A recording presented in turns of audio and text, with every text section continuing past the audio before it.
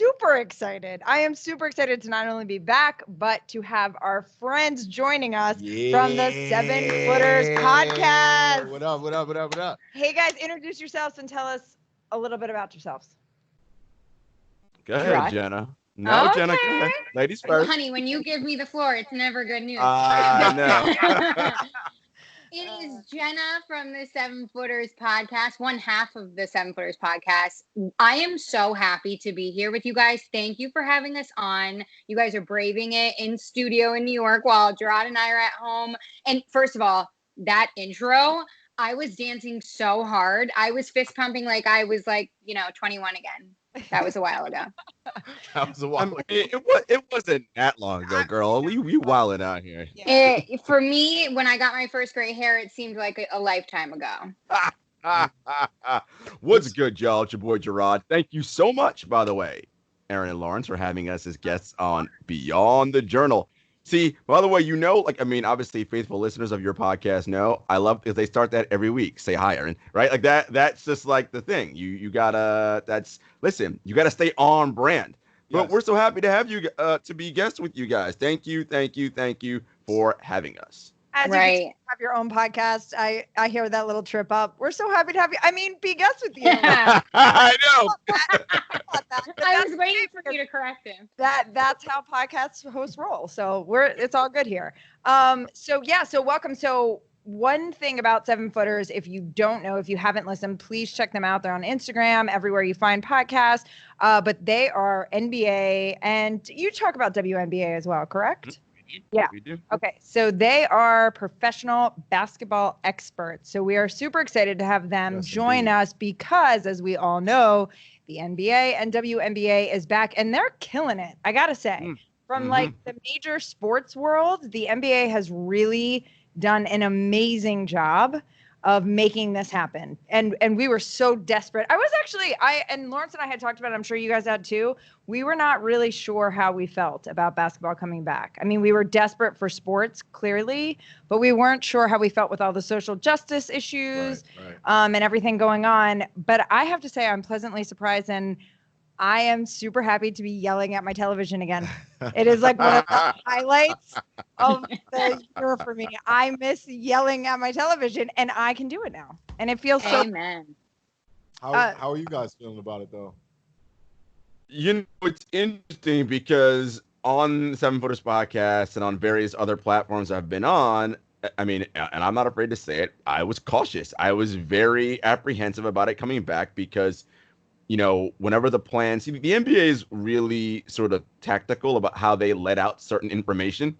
And I kept asking the same question over and over again. It's like, okay, but how much? What's the number? What about if this happens?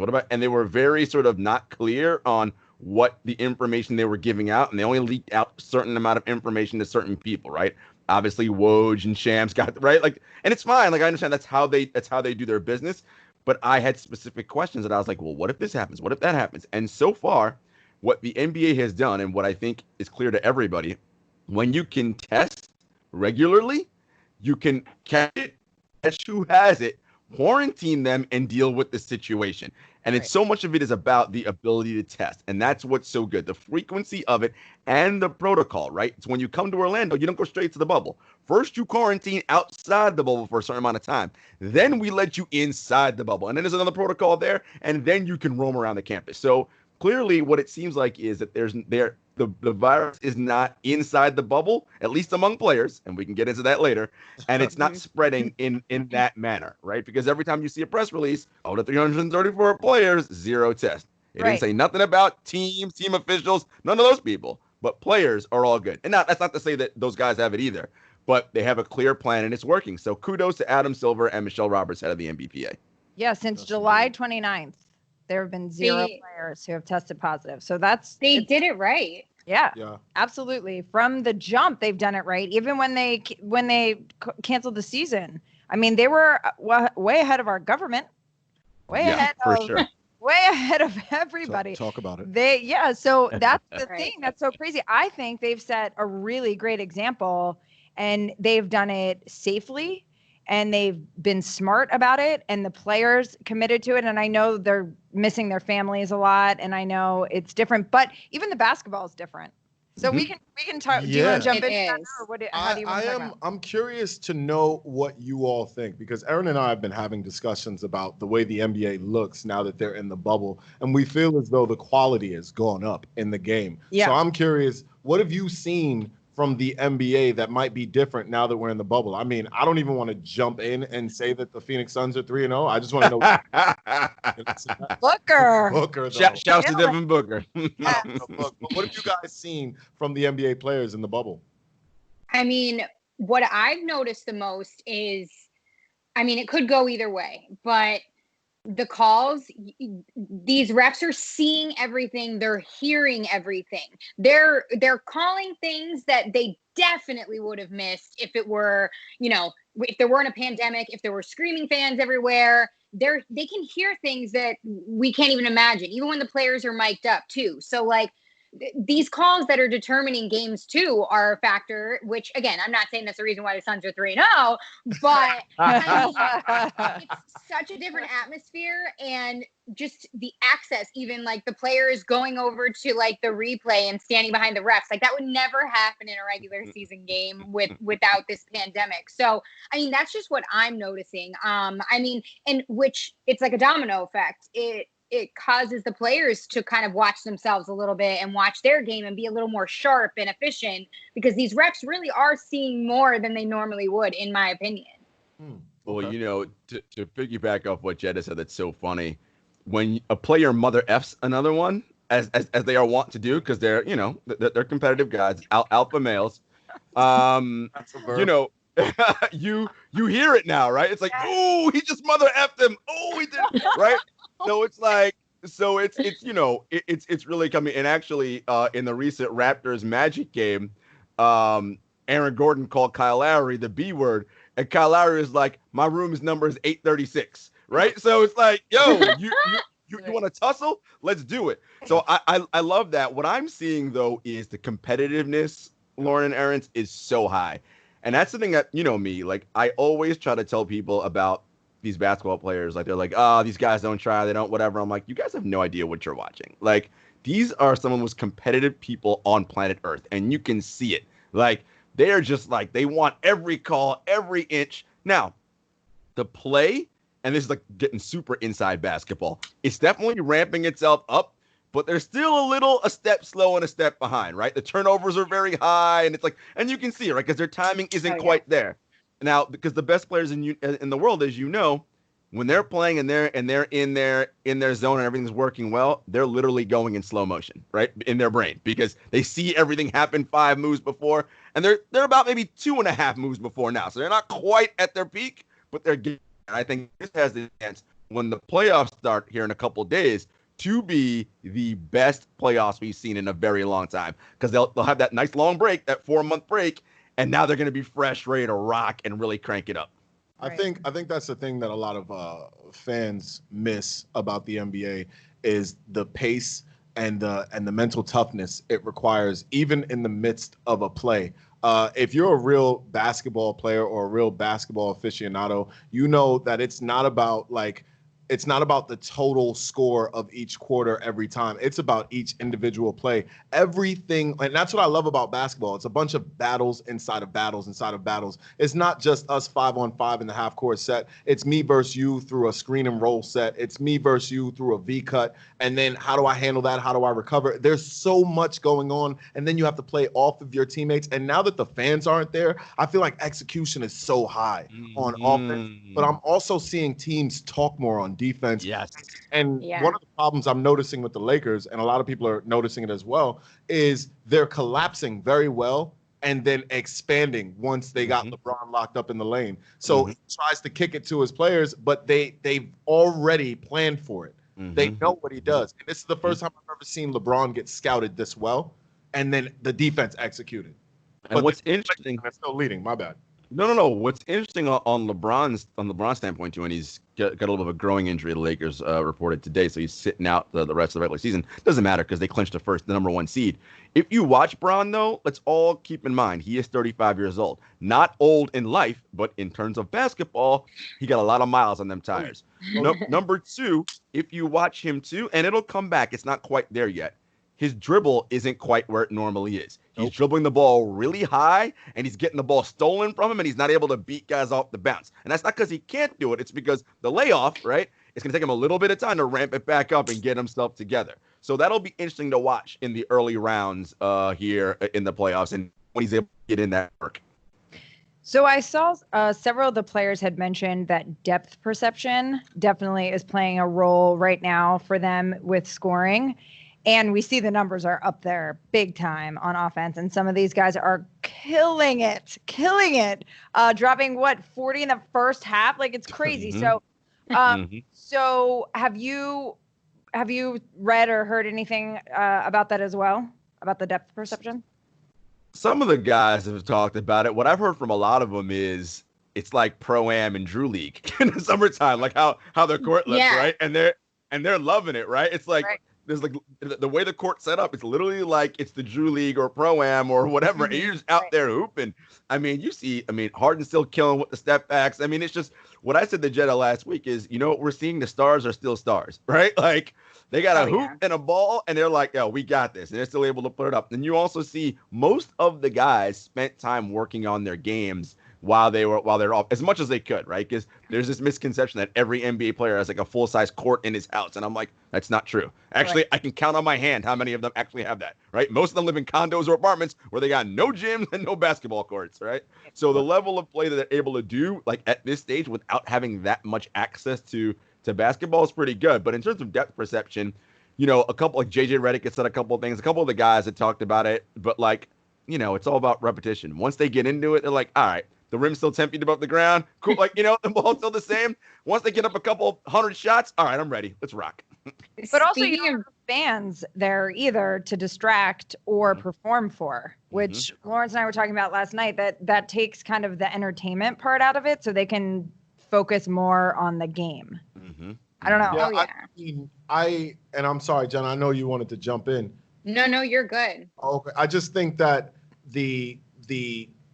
there's always been this part of the game that's been about playing up to the fans, because at the end of the day, this is a business, and these are guys who have their own stocks, and they have to make sure their stocks are high. So, highlight reels raise your stocks, even if temporarily, and if you can stream them together, you're gold, right? So now the crowd reaction also raises your stock within your own team and the team chemistry. So now just having this virtual situation and now letting the guys, this is what I really wanted to know, actually. If the guys are not playing and remember LeBron had that whole spiel about I'm not playing if the fans aren't there. If the guys are not playing in front of the fans, and I want to start with you, Jenna, do you think that they enjoy this even more so? Like, they enjoy the fact that the fans are not there as much as they put up a fuss about the fans. They might actually enjoy the fact that it's just, it's us fellas in the gym and we're getting after it. That's a really good question. Yeah, in a way, just because I feel like we always talk about this. The four of us have talked about this. These guys are human. They have the same heart, same brain, like everything ticks the same almost, except they're extremely talented on the floor. But they, of course, because now is a chance for them to work out the kinks. We're in the middle of a pandemic. Let's not forget what's going on. Obviously, we're in the middle of a strong Black Lives Matter movement and everything else that's happening in the world. The elections coming up, which I can't even handle it. But go vote. Just let me throw that. Exactly. Please go vote. Please. Definitely vote.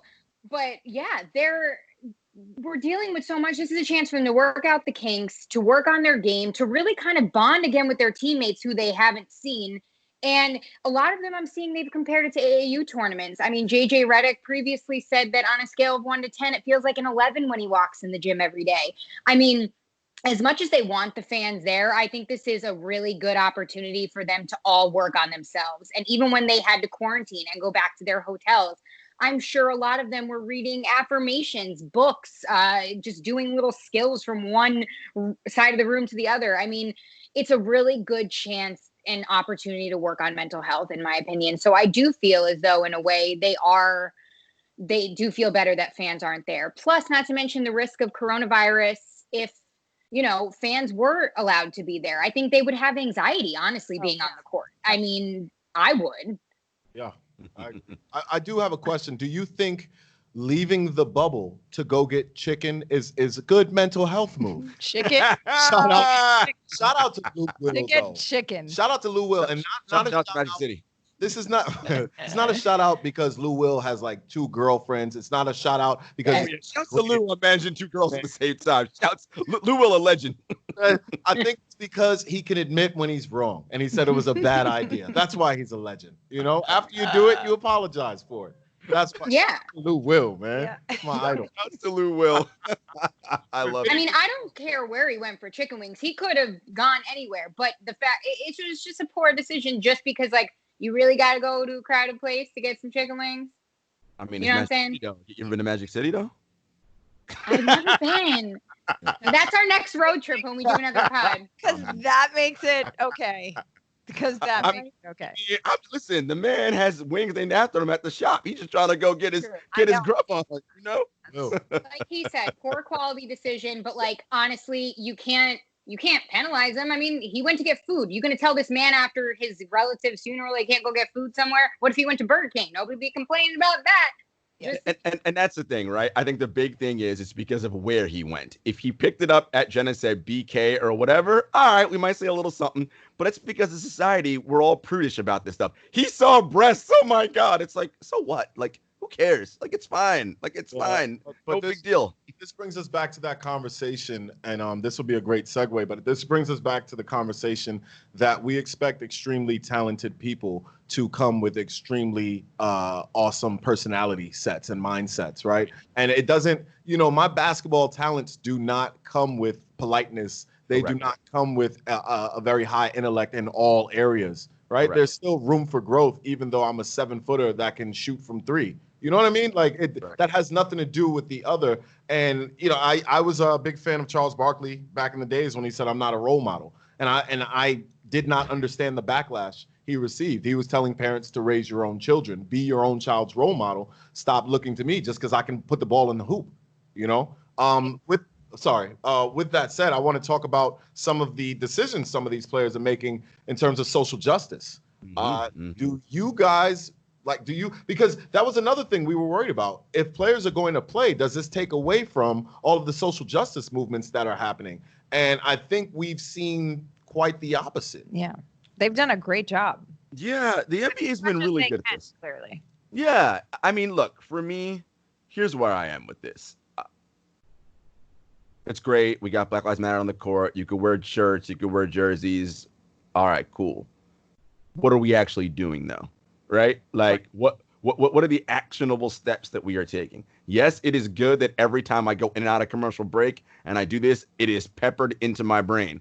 I don't need it because I already know Black Lives Matter, right? And I'm already doing stuff to like help that cause. But what are the actual steps being taken? The problem is that when, and this is not my quote, shouts to the legendary William C. Roden, former New York Times columnist, now at the Undefeated, when power allows players to protest, it is no longer a protest, right? Everybody locking arms and kneeling, okay, that looks great, but that doesn't mean anything, right? It means nothing. Like, what are you actually doing? What are the steps? And I'm about the action. It's cool. If everybody wants to unite and do that, I'm not saying don't do it. Cool. Love it. Everybody rock on. Do that. But what are we actually doing out here in the streets and in the community? That's what matters. Okay, so let me. I have a question, but before I ask you the question, I want to say this. Lawrence and I have had many of conversations about this, and there's a ton of optics right now, right? Mm-hmm. Everything is about looking good.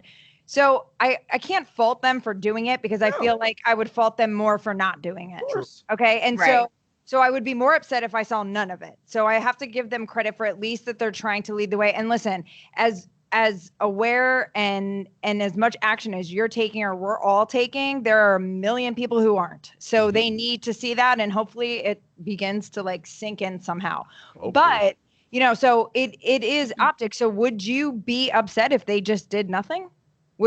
How would you approach that? Like, how would you criticize that? Because I get it. And I see, and we talk about it all the time. It is optics, and we can get to what change are you actually making. And I think there are players who are making changes and they're talking about it. So that's great. But I always get caught up in the like, well, you're damned if you do, you're damned if you don't kind of thing. Yeah. So how would you approach it if they did nothing? I mean, we have to be able to do multiple things at once, right? And I think that is how this works. Like, It's not just, okay, we're locking arms. Okay, do that. But what are we also doing out in the community? Okay, in our post game, all the players are saying Breonna Taylor, etc. Yes, love that. What is our next step, right? Like, you guys know how prosecutors and district attorneys work, right? They do whatever they are pressured to do by their constituency base, right? Who is on the ground in Kentucky, literally ready to light that place on fire if they don't bring Breonna Taylor's killers to justice? Who's doing that? That's what's going to get the DAs and them to get off their ass and make things happen. Yes, great. So, one, love it that the player's keeping her name relevant and current. Love that. Who's on the ground doing that stuff? Because that's, you see what I'm saying? So it's that coupled with the act. It's everything in tandem. You have to be able to do multiple things at once. I say this all the time. One of the great lessons I learned working in Silicon Valley in startup land is when you're building a company and you're building a movement or whatever, you must be able to do multiple things at once. That's how you grow and scale. It isn't, all right, let's build this thing first, and then when that's done, no.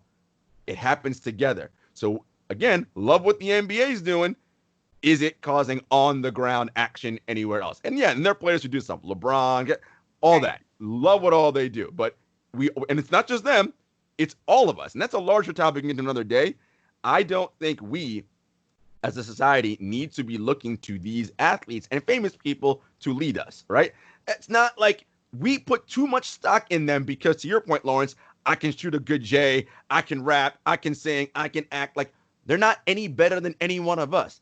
They just do this thing that happens to pay them a shit ton of money. That's all. They're not way better than us, right? We have to stop. Right. We are. We put too much stock into that and wait for them to lead. It's about us together as a society doing it, as I said, in tandem. Yeah, I mean, that's how society is too, though. We look, these conversations with you guys make me think so much because back to what you said, Erin, the damned if you do, damned if you don't thing. I mean, imagine if the NBA did not start out this season by acknowledging any of this, by putting out their commercials, by doing the jerseys, by doing the Black Lives Matter on the court, by kneeling, by locking arms, they would have been scrutinized out the ass completely. Yeah. So yes, I commend them for doing that. And they're doing a good thing by doing that because obviously so many eyeballs are on them. And since we see them as such a higher power, it's like a domino effect. We want to be like them. They influence us, which influences us to do these things, like support this cause. So yeah, that's great. The NBA and Chris Paul, the president, he's been doing so many good things for, Black Lives Matter and everything. But like Jarod said, it does need to trickle down into action in society. But I'm glad they're doing these things because in 2016, when Colin Kaepernick started all of this, that's really what it's been a slow and steady push. Nobody was rocking with it then. Nobody was doing it then. And you know what? That really pisses me off too. And this is another bigger conversation, but I will say, we have had LeBron and other people bring up Colin Kaepernick's name, but he is not spoken about enough right now for all the shit that he had to eat. Excuse all of my cussing, but it makes me so angry to my core that this man lost his good reputation. He lost his job. He lost endorsement deals. He lost money. God only knows who he was supporting out of his family because of this. And now all of a sudden it is the thing to do, which, don't get me wrong, I agree it's the right thing to do. I support 100%. But now it's becoming this huge thing because everybody's doing it and bringing attention to it. But what about this man that you all left to dry when this all happened? And now it's like a trend. Now it's trendy. Right. And there's a lot of people who are doing it just to say they're doing it. And they take one photo or they make one post and then they're like, oh, please, it's on my Instagram. Of course. Of course I support this. I mean, yeah. And so that is really disheartening and it is upsetting. And I really believe in karma. So I really hope that it comes around back full circle for Colin. I really do, because I think he deserves it. And my heart breaks for him too. But the bravery and I have so much respect for him to really truly believe in what he was doing. And no matter what people said, no matter what threats he got, he continued and he still continues. Sorry. And that's the thing though. People were people seriously looked at his situation and said, this is a calculated risk. You saw this coming, so we shouldn't feel sorry for you. But my thing is, sure, he knew he was going against the grain, but the real scrutiny should be for the system, because why do we have a system where a player cannot voice his opinion during the national anthem? Right. Why is that such a system? Especially since we broke away from British control, we were all about fighting against tyranny, right? And that's fascism at its best, to say that, hey, if you go against what we believe in, we will smite you and blackball you. How do we not blow that up? That's dangerous for anyone. And now it's like, not only because of the George Floyd thing and Breonna Taylor and all those who've lost their lives because of the people in positions of authority, but also we have this president whose aim is to polarize the country, right? And that's an interesting segue. He even has comments to make about our beloved LeBron James, because he's still a huge representative for our what our NBA has become and what we hope our NBA continues to be. He's a hardworking family man who checks himself when he's speaking to the public and represents for the causes he believes in. That's what we should want. And Donald Trump says he disagrees with the idea of people kneeling during the American flag. But here's the question, though. Here's the question. How do you guys feel about how LeBron even handled that? I mean, he handled it perfectly, like how he always does. I mean, you remember when Steph said we're not going to the White House when they won the title, and then Trump said your invitation is revoked, and LeBron called the president a bum on Twitter. Like, that was awesome. Like, it's like, look, man, you gotta call a spade and call things as what they are, right? Like, this is a dude who just sows divisiveness. Not LeBron, obviously, the occupant of the White House I'm speaking about. He sows discord and divisiveness all throughout this country, and like, that act is tired. Like, like, I'm not here for it. I know nobody on this podcast is here for it. Oh, guess what? Later for you wasn't watching the NBA any damn way, so we're good. Right. But this brings me to the point of this. You know what we should stop doing? How about no national anthems at games anymore? How about that? What is the purpose of having it? For what? For who and for what? Why are we doing this? This idea of, we care about troops. MFers, no, you don't. You know how I know you don't care about troops? No.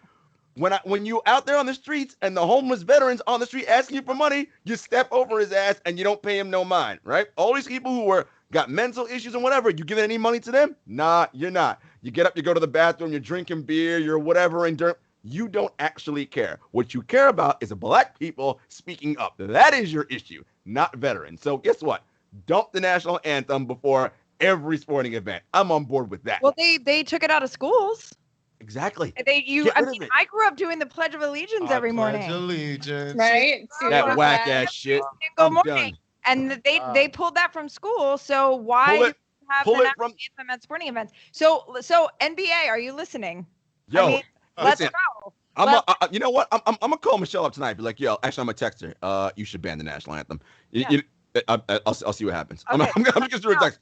Keep us posted, because if anyone's going to do it first, it's going to be the NBA. Yeah, just get rid of it. It's just dumb. Just get rid of it. Yeah. I agree. It's not necessary. Yeah, unnecessary. So it's also a racist song in the first. Exactly. Creator also, side note, honestly, I know this is like such a common thing that's said, but I'm not joking. It really does blow my mind when you take a step back and look at the bigger picture. And I'm not joking. Truly, in my opinion, I cannot fathom or process or understand why there is still racism today, 2020. I really don't. And this is just me, but like, how? Like, really? It's so disappointing as a nation. I mean, Jenna, that's an 85-hour history lesson that we don't have time for on this podcast. It's a 1-minute answer. Truth of the matter is, a system was created so a very exclusive group could survive through the losses and sacrifices of an entire country, and they don't want to let go. And they also have a population of lower class people who blindly follow, and they really move the tide for those above. So it's not just racism, It's a cling to survival because we don't trust the rest of our own skills, and we must utilize those we've been utilizing for centuries. And so I can't see how racism is just going to up and disappear. I think this is a long-term goal, which is why I wanted to bring up what you said, Jenna. You said a really strong Black Lives Matter movement, and bless your heart, right? But the bus boycott that Martin Luther King led in the South was about 360 something days, maybe more. And we've done a Black Lives Matter movement for a couple of weeks, and the fire has gone out in a lot of places. Not in New York City. I just meant like we had a really huge national to even international push. Yes. And it's like not only has the hoopla died down around being safe with the coronavirus, but it's also the hoopla has died down about what we need to do for our authorities, our local enforcement, to treat all of our citizens kindly and to protect the livelihood of our communities. We're not there yet the fervor's died down, right? And that's just extremely frustrating for me because, like you said, I can't believe racism still exists. But if you're going to uproot an entire system, you've got to work tirelessly as though the next generation will get the win. You know what I mean? And people are looking for hit the head, gratification because we are the now internet age. Sorry, that's the nail. 80 minutes. you hit the nail on the head, though, Lawrence. Definitely more than one. Definitely more. I love Erin's like, nope, that was more than one. If you're gonna call him out, it's like. I love these two. I cannot wait to see you guys for real, like in person. But no, I know, Lawrence, you hit it on the head, and I'm just gonna close with this. You on this topic anyway. Yeah. The entire system in this country was built off of slavery and racism. It is woven into the very fabric and foundation of literally everything. Every system in this country upholds white supremacy. Everything. Financial, religious, like just go down the line. It all upholds that. And to your point, Lawrence, if we're going to live in a true anti-racist society, shout to Dr. Ibram Kendi, we have to all realize that it is not going to be for our benefit. We ain't going to see it. Right. It's for the people that come well after us. And how many people are willing to sacrifice and do so that somebody else gets a benefit and not themselves? Well, you're asking people to be parents and educators and leaders, because true parents, educators, and leaders sacrifice their own lives so that people after them can live even better. And I think that's what we're missing in America, right? That's what we originally had in America. It was a dedication to the future. Let's take care of not only our women, but take care of our children, right? But that was also when everyone agreed as to what we were doing.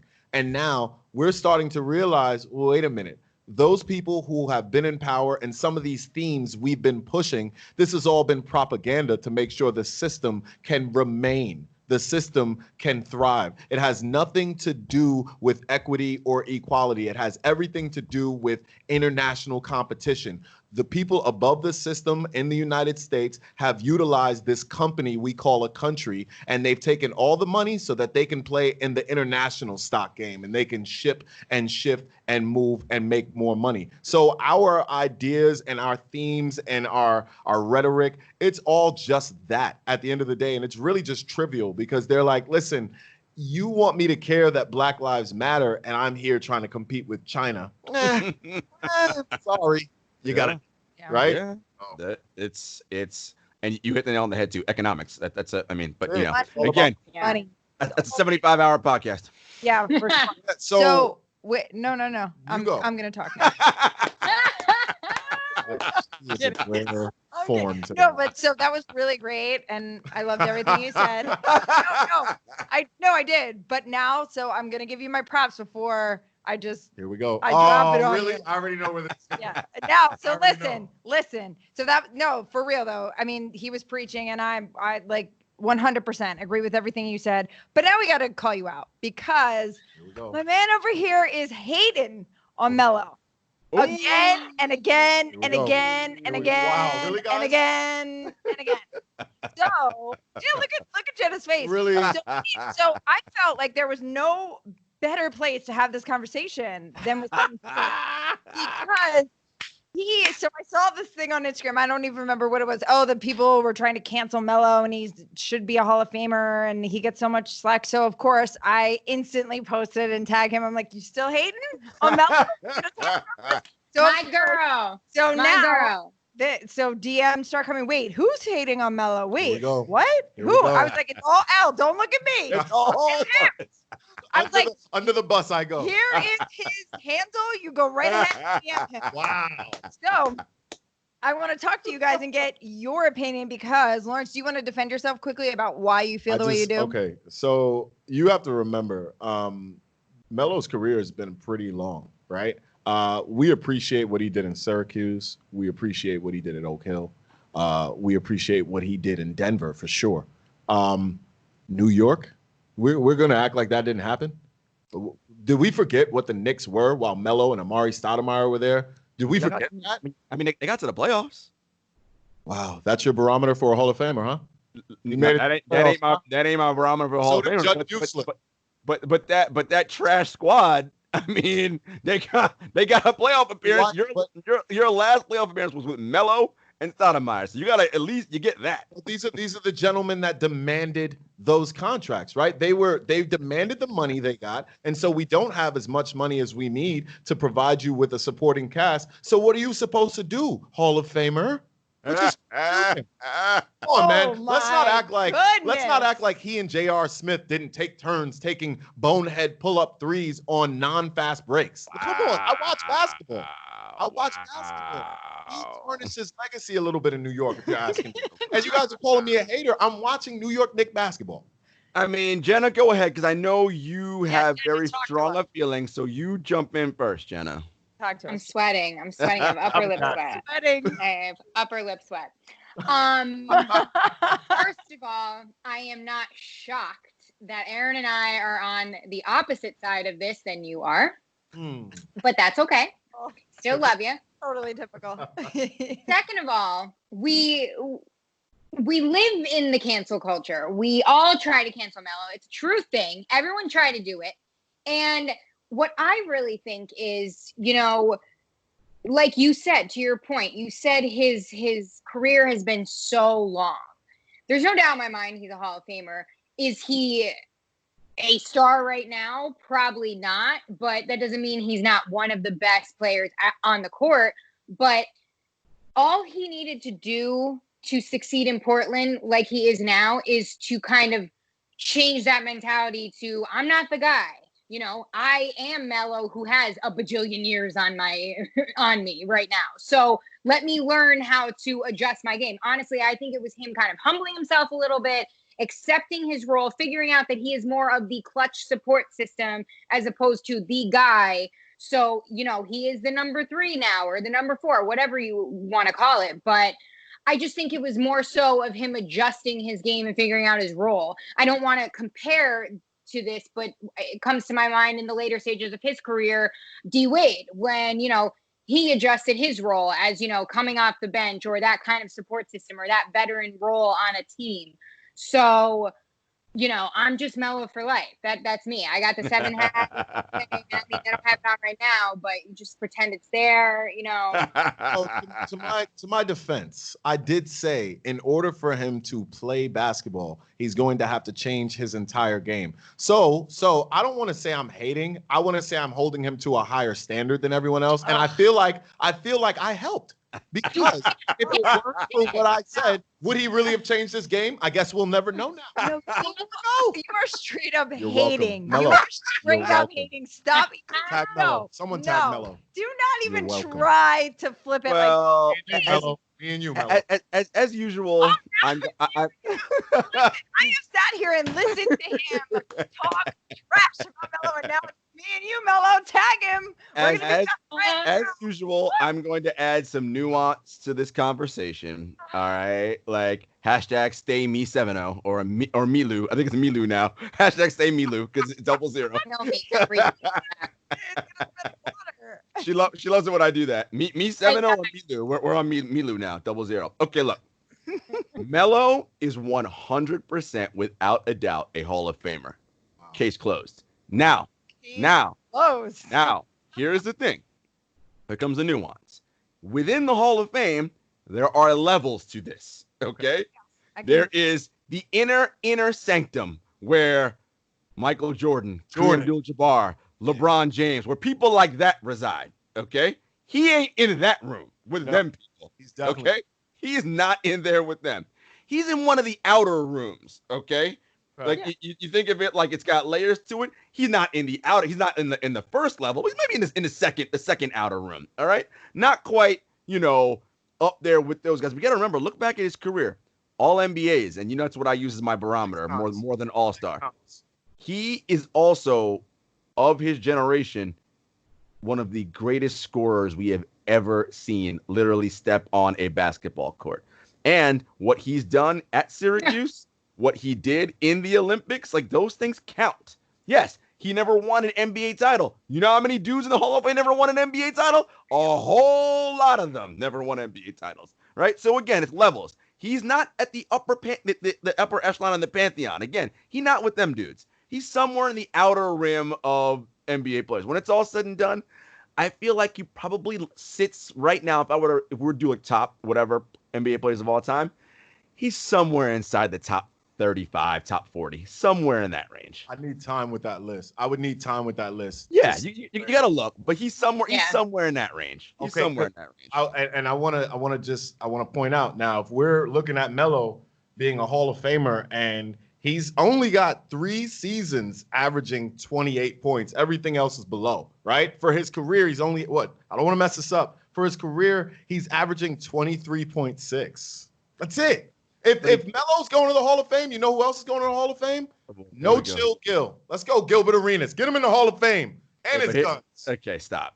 Now you wilding. You wilding now. You wilding. I actually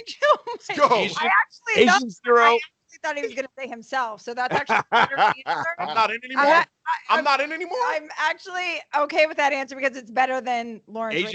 Agent Zero is not going to the Hall of Fame, and you know that. Stop the madness. You know that. I don't know if Melo should be there. I don't know what we're doing. Listen, it is the Basketball Hall of Fame, not the NBA Hall of Fame, right? So when you add up again what Melo has done toward his entire basketball career, it is certainly more than what No Chill Gil has done in his basketball career. Relax. Okay, so I have 2 more things that I really want to touch on before we have to wrap this up, and we're getting close to that time. So 2 more things I want to hop on. One is the latest comment from AI, and I want to get your feedback. I don't know if you saw it, but okay, so you did. So we both are actually. One thing we actually agree on is AI, that's you, but AI is one of them for sure.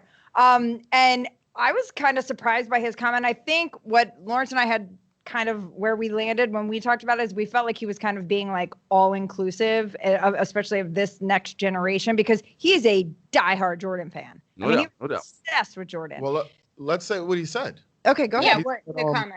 Okay. I thought you had it. I got it. It says, as much as I love Michael Jordan, like, dog, man, LeBron James is the one, dog. He's the one. That mother effer, as you say, effer is the one, man. But then he quickly throws in afterwards, KD is the one, right?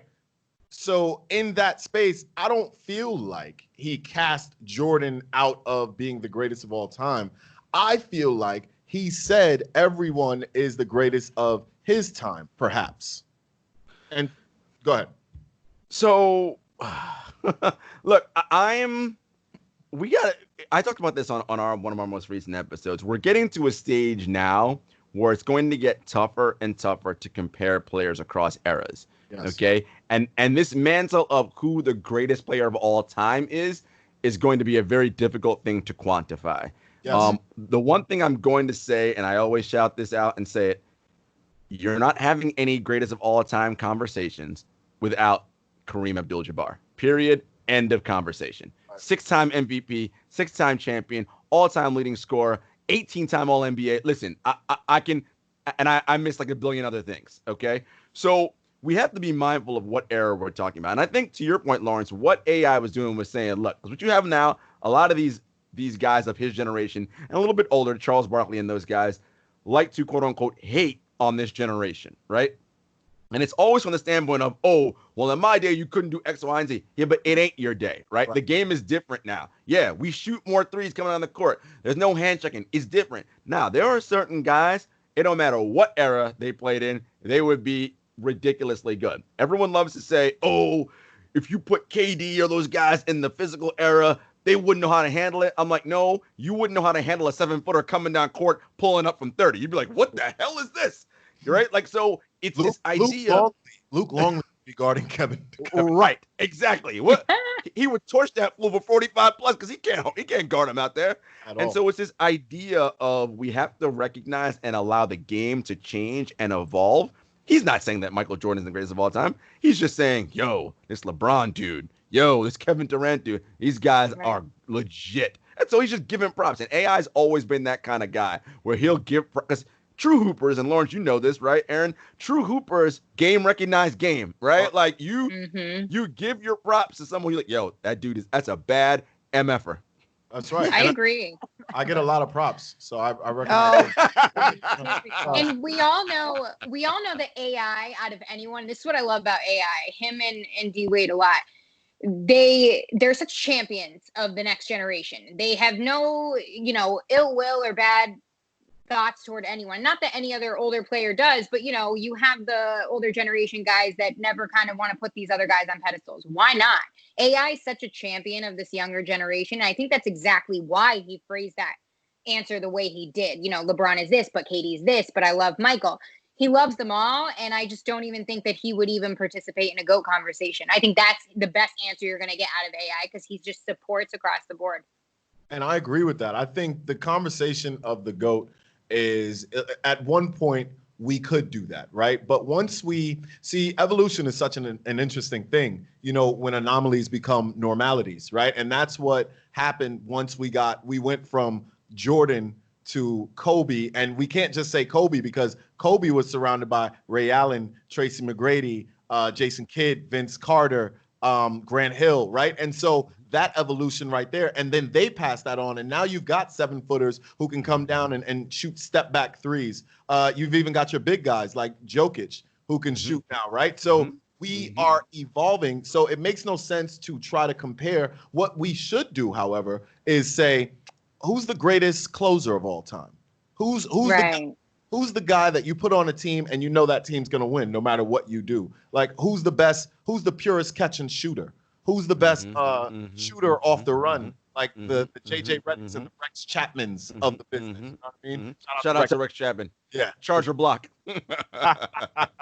Right? So we've got to do that. And plus, we've got too many people who just cling to their eras and they're not open-minded. Yeah.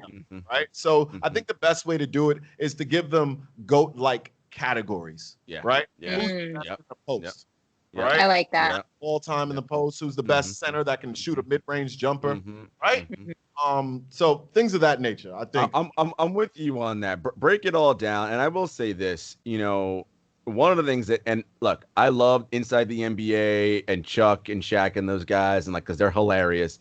But you guys are ambassadors of the league and some of the greats that came before. It doesn't do you any good to bash the league and bash its current product by saying, oh, that guy can't shoot, he's terrible. It's like, that doesn't, I know it's funny and you get these jokes off and these laughs, but as a statesman of the game, right? An elder statesman of the game, your job is to always put the league in its best light. Call it out when it's doing something wrong, clearly, and call a player out when he's not playing well. But to constantly be like, that guy's terrible, that guy can't, it's like, that's just, it's not good. Isn't that the nature of the biz, not the biz, rather, of the game, of sports in general?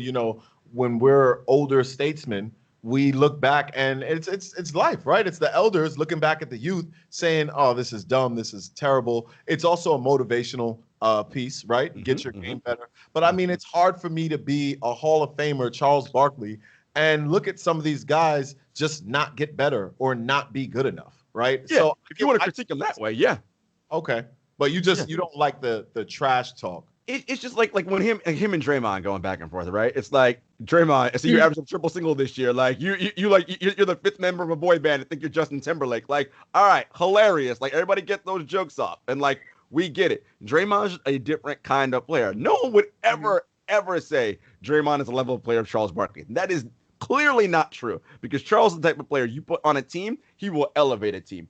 Draymond's the kind of player you put him around other Hall of Famers, that then makes them a championship type of team, right? Like, and those are two different skill sets, and we can appreciate both. Yeah, I agree. You need both. Not everybody can be the same and can play the same and can be good at all of the same things. Otherwise, we don't have a good competition. Like so I mean, so even though with all of that description, who's the GOAT? I mean, look, wow, that was crazy. To me, the GOAT conversation is really limited in my mind to 3 players. Only 3 players have any claim to say they're the greatest of all time. Is Jerry Stackhouse one of them? No, Jerry Stackhouse is not, but I'll tell you what, Jerry Stackhouse might be the GOAT of like putting these hands on you, though. You don't want them problems. I'll tell you that. You don't want them problems.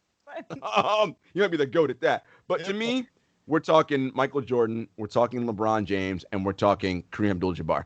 Those are the 3 dudes. Like, nobody else to me belongs anywhere near the conversation of those 3. Without Kobe, huh? No, listen, Kobe, listen. You know my feelings about 5. Kobe. Stop it. He's not. Stop. I know you two have this argument. We were there. We witnessed. You know, I'm a lifetime Kobe hater, but as in the latter parts of his career, I truly came to appreciate his attention to detail and just the technical skill of his footwork, his understanding the defense as he's taking what he wants from the defense. And then the other thing he brings to the table is his knack to play defense. He wants that challenge on the court, right? So you have a guy like master craftsman. Yes, right? And so you love a guy like that. And then he does it on a Michael Jordan level, which is crazy. What Mike did very naturally, he studied. He is a consummate student of the game, which is another reason why we love LeBron, right? No doubt. And for all of that, Kobe gets all the love. But top 5, wildin'. He's somewhere in the top 10. Remember, Jenna? I gave you 10. Because at first I was like, he's probably 12. But I'll give you 10. He's top 10. Okay, top 10. Jenna, talk to me. Can we mute him? Here's the thing, though, Lawrence. Who are you kicking out of your top 5 to put Kobe in there? Who are you putting in your top? We've got Jordan, Kareem. We've got LeBron. Who are you before Kobe? Magic's ahead of Kobe. What? Come on, Lawrence. Come on, Lawrence. Come on, stop it. Who did Magic play? Who did he play? Lakers. The Lakers. The Lake Show, right? Yeah. Showtime, right? Yeah. Yeah, he had a squad. Those were what I was talking about. Wait. And Kobe played with who? Who Kobe played with? Possibly the most dominant center of all time. Paul Gasol and Devin George? Oh, come on, stop. See, this is stop. Listen, you got that team was terrible. You got indoctrinated into Kobe stan. I don't know what happened. You got indoctrinated into Kobe stan. What's happening? Jenna, I asked you a question that was hijacked. My fault, Erin. My fault. I want to hear Jenna speak, and you two can go argue offline. That's all good. Oh my God, you're my soul sister. Did you ask me who the GOAT was, or who's in my GOAT conversation? Yeah, exactly. Oh God. Strict GOAT conversation. I'm still sticking with LeBron and Michael. Mm-hmm. I never call him Michael, MJ. And I have a bunch of exes named Michael. It's terrible. So MJ and LeBron, obviously. Jenna, you're disrespecting Kareem. You're disrespecting Kareem. I'm so sorry. I love Kareem. Fun fact, when I interviewed him, he threw up on my shoes. It's a whole story for offline. Why you gotta put the GOAT's business out in the streets like that? You wrong for that. Omit that. He wasn't feeling well. But anyway, so MJ, LeBron. My 3rd would be Kareem. 4 would be Magic. 5 is Kobe. No doubt. Locked and loaded. That's it. All right. Kobe ain't even better than Tim Duncan. Like, come on. Don't stop it. Don't stop it. Mute him right now. He is out of control. Listen. It's ludicrous. It's ludicrous. Fish out of water. I will pull up every advanced stat to show you everything I'm talking about. Here he goes. And then wait. I'm not good at math. Don't pick my weakness. And then the stats that you all care about, like rings and all that shit, he got the same. And wait, more MVPs. holla at your boy. Dan Dickau, the famous Dan Dickau from Gonzaga said, Please, Dan Dickau. hats are like bikinis. They show you a lot, but they don't show you everything. Right. And guess what? And I said, taking away the advanced stats, the things that people like you all love to count, like rings and things like that, he got 5 too, and he got more MVPs than Kobe. Just putting that out there. What do you mean, you people? Yeah.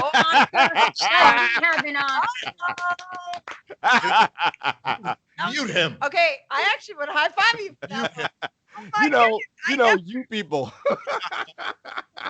On a 5-minute friendship timeout at this point. I don't know what's going on. I don't even know who you are after quarantine. Oh listen. We can have a whole discussion about why Tim Duncan's actually like not like to be funny, but like a legit like breaking down everything. Because I get it. I'll say this. I know you're trying to rap. Kobe makes you feel something viscerally. I get that. Like when you watch him, you can't explain it. You feel. Tim Duncan don't make you feel shit. Right? Like it's just it'll make you. It makes me feel a yawn. Right? It makes you feel nothing. But at the end of the day, the point is winning, right? And doing everything to help your team on both ends of the floor. And if you look at everything that involved in that, he does it at a better rate than Kobe Bryant. That's all I'm saying. You're not going to make very many fans on this show. I don't know if you should drop your Instagram at the end. This is crazy. Because we're all about conversations. Lawrence, did you forget what we believe? Thank you, Erin. We're about to get that mellow treatment. They coming for you, man. We are all about difficult conversations. And that one that was difficult. That's up there. So, but I encourage the conversation. Okay, so we do need to wrap it up. So unfortunately, I know, because this was so much fun, and I can't wait to get in studio eventually with you guys, and we definitely need cocktails, and we'll do a whole thing. But please tell us where we can find you. Well, on Apple Podcasts, Spotify, YouTube, at 7footers Podcast on Twitter, at 7footers Pod on Instagram, or I might have transposed those, whatever. You'll find it. That's where we are. New episodes consistently out every week. Right. Yes, number 7. And our personal handles you'll find there. And we love you guys. We appreciate you so much for having us on. You guys are so special in what you do here. It's not even funny. You take the conversation to a new level in life, sport, and beyond. Thank you. Oh, thank you so much. I really do appreciate you guys, though. You guys have the tough conversations, and I appreciate that. But wait, I got to ask y'all a question, though. Yeah. What's up with Skilo, though? Can we talk about that? Wish I was a little bit taller. I mean, y'all know something I don't know about, like music rights. Let's talk offline about that. No. Well, this is all promotional. This is all promotional. It's just don't worry. It's our dance party. It's just all right. Yeah. We may lose them, actually. Thank you. Seriously, what is a violent. us out. Anyway, so as you know, if you listen to the show, we always like to end the show with a quote. And so I actually have 2, because one, Lawrence found a Jordan quote because we knew we were having the GOAT conversation. So he said, I failed over and over and over again in my life, and that is why I succeed, which we're all about failure. There's lessons in losing. And the other one that I want to throw out there, because I think it's important for like the Black Lives Movement and also the passion, like we're talking about the GOATs and playing and all of these things, but follow your passion. It will lead you to your purpose. And I feel like as we continue to have these conversations and we have conversations with people like you, even if it's about NBA, Black Lives Matter, whatever it is, we're diving deeper into what we feel passionately about. And I think we need to continue to follow those passions and hopefully make some changes that are incredibly necessary in this world right now. So follow your passion, people. Well said. Amen. Shout out to Evolving. And shout out to the 7footers Podcast for being wonderful guests. That's right. We look forward to speaking with you always. Thank you guys. So much love. Yes, absolutely. Much love to all of you. Being here. And for having us. Thank you for listening to our show. This has been another installment of Beyond the Journal, baby. It's a wrap. That was awesome. I love that. That was great. That was amazing. My thing. Oh my